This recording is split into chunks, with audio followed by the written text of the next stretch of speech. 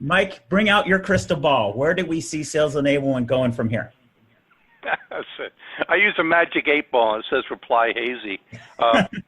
You did a riff on Drucker there, right? Leadership is doing the right things. Management is doing things right.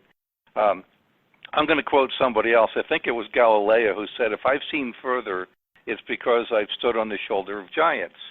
And we keep making stuff up in sales enablement like no one has ever done anything like this before. Yet you can get a degree in organization behavior. You can study organization development. You can get a certification in performance consulting. You can join the International Society of Performance Improvement and learn HPT, which is Human Performance Technology.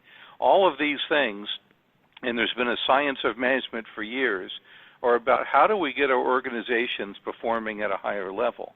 So I'd say we stop reinventing the wheel with chisels and hammers and go look at some of these other professions. Not all of them who have taken full root in organizations, unfortunately.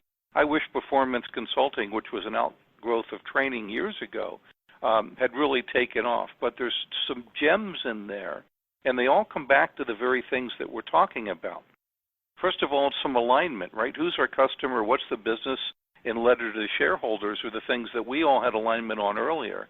And those are things that start to get us pointed in the right direction. Then it's a move to sales performance consulting, right? Diagnose first, then prescribe. Better systems thinking to get things aligned. Maybe some more focus on sales management and how we execute against that. But it's all about really figuring out current state, desired future state. Does that sound like anything else that we do? What do we expect our salespeople to do when they go into a client? Discovery, right? Understand where they are, impacts of where they are, where they want to go, right? What are the challenges and opportunities they face? What are the impacts they're facing? What needs does that create? What outcomes do they want? And how would they prioritize those things? Why don't we take some of that insight about how we think people should sell and refocus it on sales enablement to help us do some of the very things that we want to do with the organization?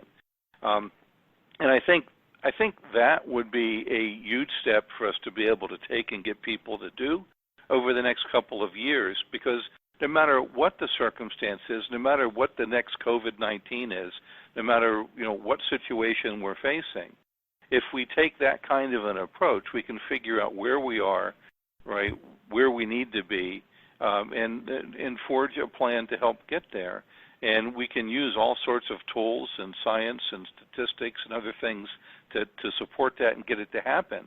But we need alignment about who's our customer, what are we going to be doing, and what are the outcomes we want to produce for what stakeholders, and then the ability to analyze, diagnose first, then prescribe to be able to get there. And if we just started to take that lens towards sales enablement, I don't care, to earlier comments, what we call it almost at this point.